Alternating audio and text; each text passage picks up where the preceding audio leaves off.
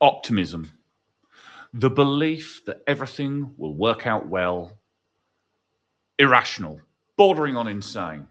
That is a quote from K9 from one of my favorite long-running science fiction TV shows. Yes, I am a geek. I love K9. He boils things down brilliantly. And what I really kind of want to talk about today is the fact that a lot of security professionals are often labeled as pessimists. So, you know, let's go into this one. What if pessimism and optimism are as equally useless?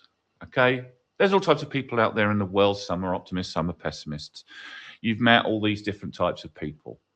But one of the things that we see quite commonly is the fact that we get labeled quite often in the security community as pessimists.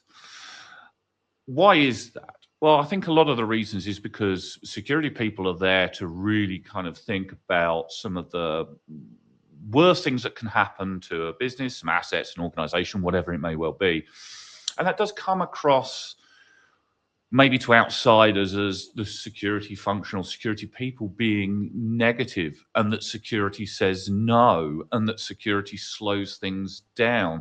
And security is always assuming that there is some form of failure on the horizon, be it far away or be it close. And we're not accused of being wrong necessarily, but we're accused of being a little bit unpleasant sometimes in the way that we view things, you know. There's a lot of different ways of dismantling this kind of thing. Why do organizations and people prefer optimism? It aligns with growth. It reassures people within the business, the customers, the boards, the shareholders. It also provides a certain good level of momentum. And it does avoid the more awkward conversations, which nobody really wants to have. Optimism, is something that leadership likes until reality comes and hits you in the head. Optimism always assumes things goes right. Pessimism assumes things are going to go wrong. Both are emotional positions. And security doesn't really sit in that emotional state. It's not about the fact that we expect the worst.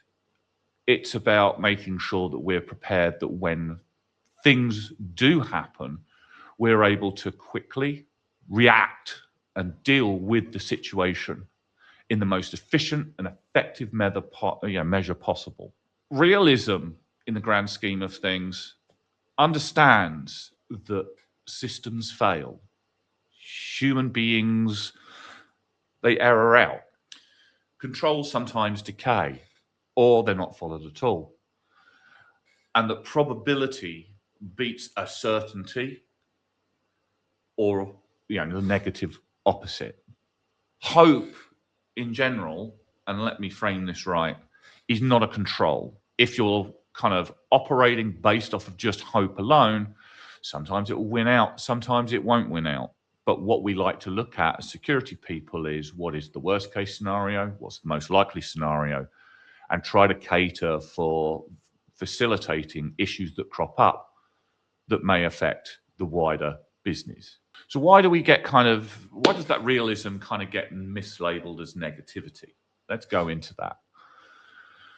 Security people like to kind of model failure paths. So, we will look at a situation, we will look at an asset, and we will say, what if our wonderful web application gets hacked and starts to lose us money or starts to lose confidence from the customers, or a bit of both?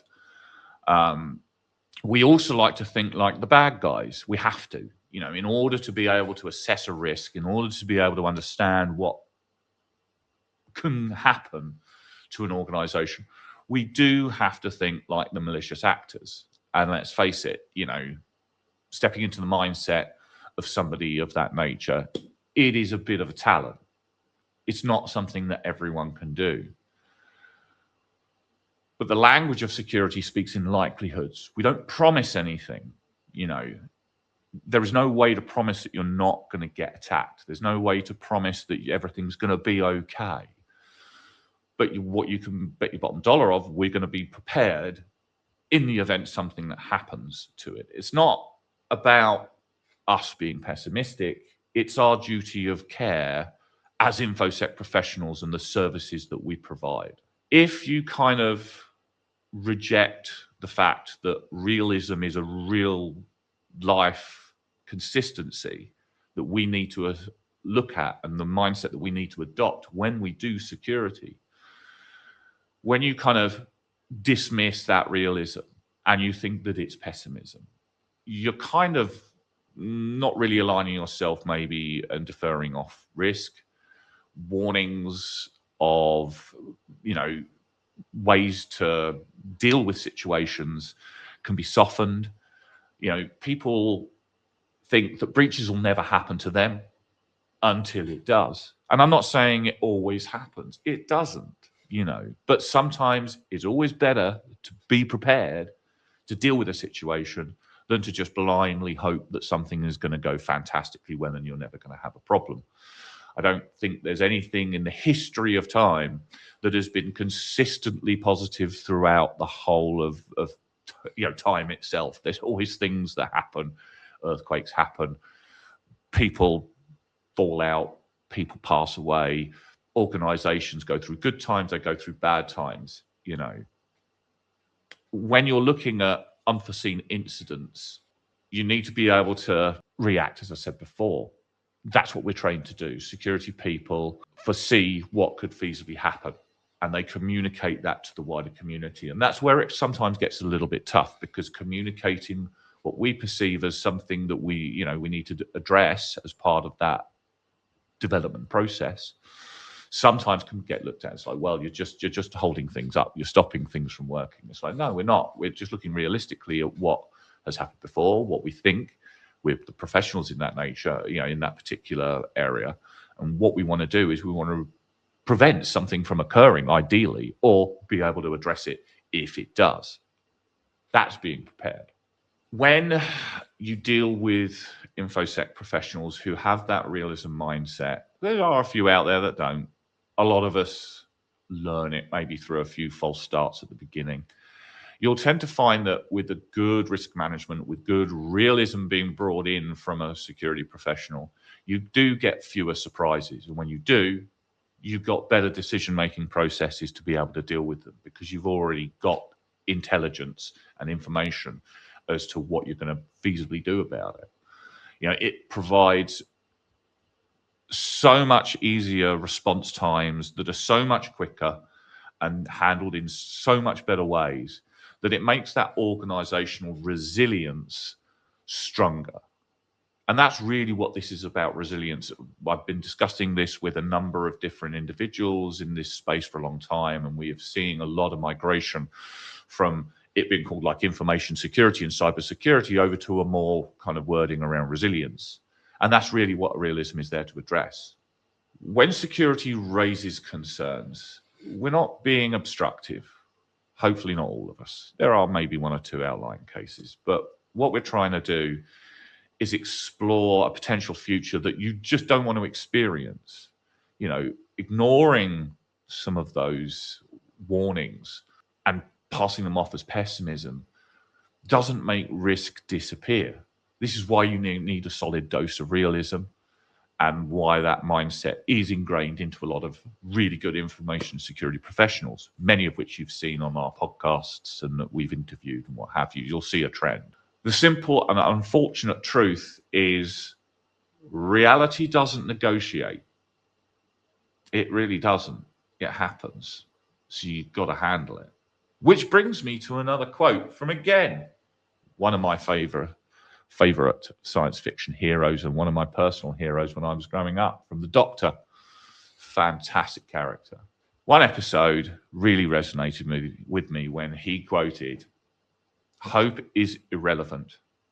Preparation is everything." Very powerful words and very true words. I mean, look at the Scouts. What's their motto? Be prepared.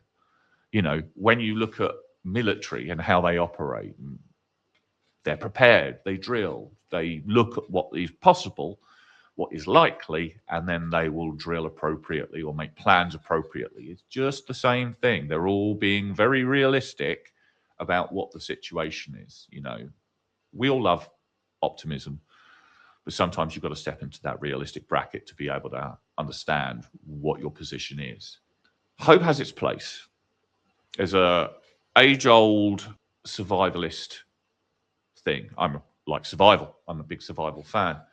You can survive 3 minutes without oxygen, 3 days without water, 3 weeks without food, and 3 months without hope. Okay? Hope is a very important part of life. Fear is a very important part of life. Why is fear a very important part of life? Because without fear, you're going to get yourself into situations where you're going to come a cropper. That's why you have fear. But you can't let either of those rule you, especially not in the security field, especially not in risk management. You have to sit and look realistically at what the situation is. You have to work through playbooks, drilling, writing them down, whatever it feasibly could be, to make sure that you're prepared for an eventuality that you can handle quickly, cleanly, and efficiently. That is the security mindset. I know it sounds like I'm asking you all to suck eggs and whatever, but that's not my intent. My intent is to give you an insight into why security people could be perceived as pessimistic. We're not. We're just realistic. Breaches happen. Better that we handle them and we know how to handle them than get surprised by them and get caught with our pants around our ankles, let's be honest. So, preparation beats positivity every single time. Sad, but true. Hope doesn't stop breaches. Preparation stops breaches. Thank you very much. It's been fantastic delivering this wonderful information to you. Hopefully you can utilize it. Please feel free to like and subscribe.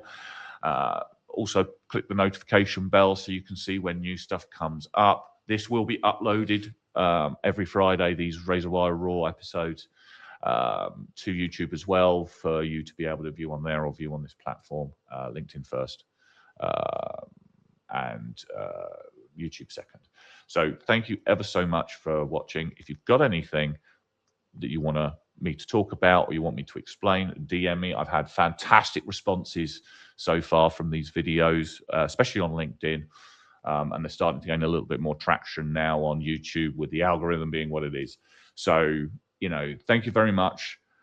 Please feel free to give me feedback and we'll speak to you again soon.